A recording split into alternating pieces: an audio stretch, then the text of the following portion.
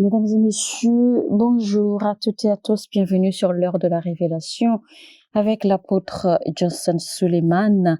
Thème du message du jour, c'est juste une bénédiction. Lisons le livre de Genèse, chapitre 27, verset 38. Esau dit à son père, « Ne possèdes-tu qu'une seule bénédiction, mon père?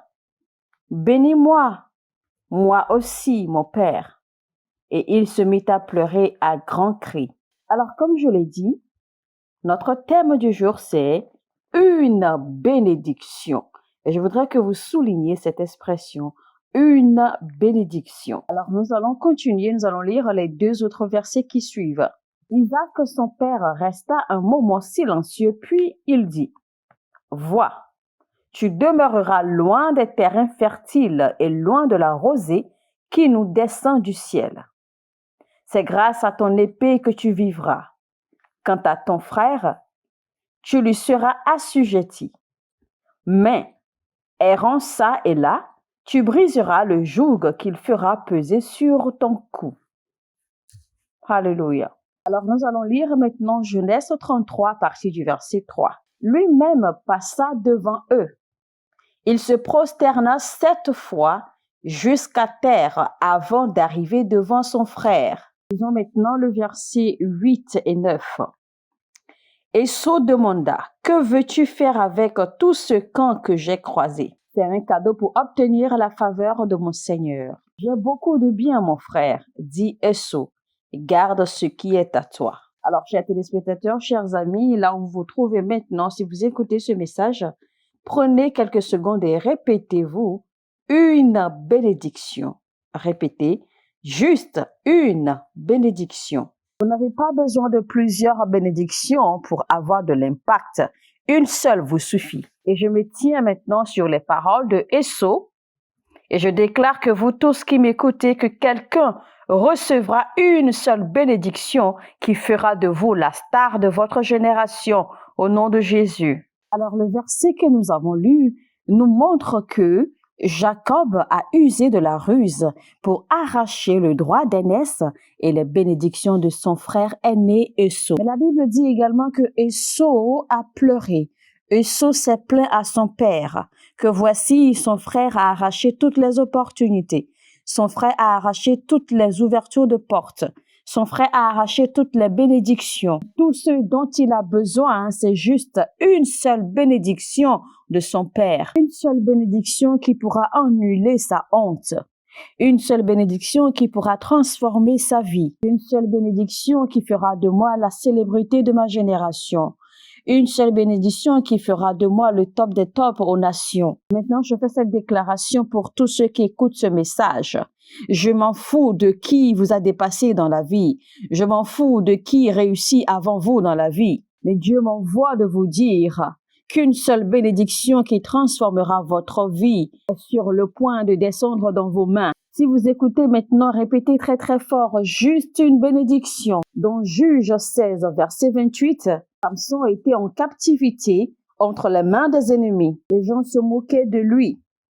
Samson était un champion, mais qui était réduit à rien. Samson était tombé d'une très grande hauteur. Mais la Bible nous fait comprendre que Samson a fait une prière à l'Éternel. La Bible dit que Samson dit ceci, « Seigneur, Éternel, je te prie, interviens en ma faveur, rends-moi ma force une dernière fois. Seulement cette fois-ci encore, Seigneur, rends-moi ma force. » Dans Agé chapitre 2 au verset 6, vous devez garder à l'esprit que vous n'avez pas besoin de plusieurs bénédictions pour réussir. Une seule bénédiction suffit pour vous transformer. La Bible dit au verset 6, « Car voici ce que dit l'Éternel, le Seigneur des armées célestes, une fois encore, et dans peu de temps, j'ébranlerai le ciel et la terre, la mer et la terre ferme, j'ébranlerai les peuples, et les richesses de toutes les nations afflueront en ce lieu. » Quand il s'agit de Dieu, vous n'avez besoin que d'une seule bénédiction. Vous n'avez besoin que d'une seule intervention. Vous n'avez besoin que d'une seule réaction de Dieu. Vous n'avez besoin d'un seul jugement pour que tout soit transformé dans votre vie.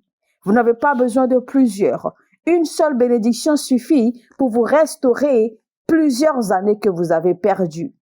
Il est dit dans Psaume 62 au verset 11, « Dieu a dit une chose, il l'a répétée et je l'ai entendue.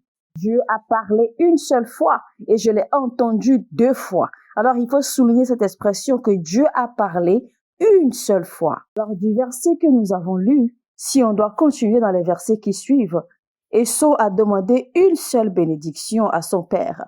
Et voici que le père a répondu quelque chose. Allons voir. Mais le père a commencé à dire à Esau que tu seras assujetti à ton frère. Mais ça, ce n'était pas une bénédiction. Voici le père dit ceci. Tu demeureras loin des terrains fertiles et loin de la rosée qui nous descend du ciel. Et ça, c'est pour tout le monde. Ça s'adresse à tout le monde. Et cela faisait partie également des bénédictions qu'il a données à son frère Jacob. Et ce n'était pas là la bénédiction que recherchait Esau. La bénédiction se trouvait en réalité dans la dernière de ses phrases. Il a dit, quand finalement tu auras la dominion et que tu briseras le joug que ton frère pesera sur ton cou. C'est vrai que Jacob a reçu les bénédictions du Père. Mais quand nous lisons le chapitre 33, la Bible dit que Jacob s'est prosterné 7 fois jusqu'à terre pour son frère Esau. Esau avait reçu une seule bénédiction. Jacob en avait reçu plusieurs et Esau en avait reçu qu'une seule pourtant. Jacob a dû se prosterner 7 fois avant de rencontrer son frère Esau. Et la Bible dit également que Jacob présenta des cadeaux. Il présenta des présents à son frère Esau. Et à Esau de répondre à Jacob, mais non, garde ce que tu as parce que j'en ai suffisamment. Nous parlons ici bien d'une bénédiction, une seule bénédiction, la bénédiction de la dominion. Maintenant, je prophétise sur votre vie, d'où que vous écoutez le son de ma voix maintenant. Je déclare qu'une seule bénédiction de Dieu descendra dans vos mains et va vous catapulter à votre prochain niveau dans la vie, dans le nom de Jésus. Je vois la bénédiction de Dieu transformer votre vie radicalement. Je vois la bénédiction de Dieu vous emporter à un niveau supérieur. Je ne sais pas où vous vous trouvez maintenant, je ne sais pas où vous êtes connecté, mais une seule bénédiction est sur le point de descendre dans vos mains pour faire de vous le sujet à la une dans votre nation, dans votre pays. Une seule bénédiction est sur le point de briser les limitations familiales pour vous, dans le nom de Jésus-Christ. Amen. Si vous croyez à cela, criez très très fort et répétez juste une seule bénédiction. Vous n'avez pas besoin de beaucoup. Une seule carte de visite qu'on vous aura donnée suffira. Un seul appel téléphonique suffira. Une seule présentation de vous à un bienfaiteur suffira pour transformer votre vie entièrement. Il suffit simplement que quelqu'un parle de vous à quelqu'un.